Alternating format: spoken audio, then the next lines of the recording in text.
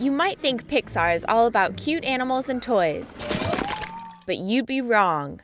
Look closely and you'll find that all Pixar films are set in the same universe, and each one is really part of an epic story about the apocalypse on an alternate Earth. Brace yourselves for the grand unified theory of Pixar. It all starts in medieval Scotland when Merida discovers the magical Will-o'-the-Wisps and the witch, who can disappear and travel through wooden doors. She must also be a time traveler, because how else would she know to carve this Pizza Planet truck? The Pizza Planet truck crops up all over the Pixar movies, and it's the most obvious clue that they all take place in the same universe. But it gets much deeper. The Jessie doll from Toy Story 2 appears here in Monsters, Inc., and in Toy Story 3 we see Andy's got a postcard on his wall from Carl and Ellie from Up. That's just the tip of the iceberg, but bear with me. Whoa. The Incredibles takes place in an alternate 1960s, where some humans have evolved into superheroes, and artificial intelligence has been created.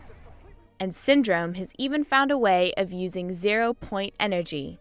Now, zero-point energy is a real thing in quantum physics. Blogger John Negroni came up with the idea that it's zero-point energy that gives toys and cars their intelligence. And, well, energy.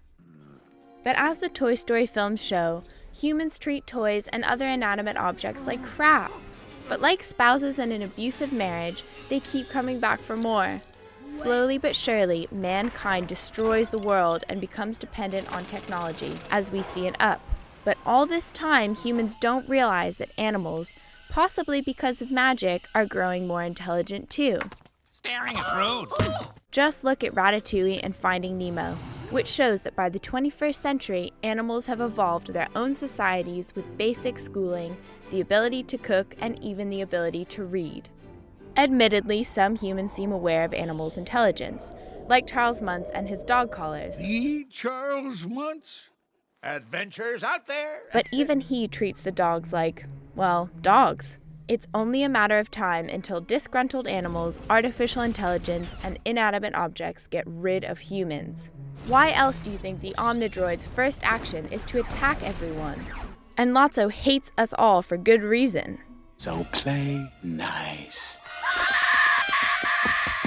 So, next, we get to the weird world of cars. There's no people around at all, but they're intelligent talking cars? It's recognizably Earth because they go to all the familiar places, so where are all the humans? Well, they've left Earth completely. Either artificially intelligent machines behind the By and Large sent them away, or humans abandoned Earth and left it to the machines to look after. But in Pixar's world, machines still need humans, just like the toys desperately need to be played with.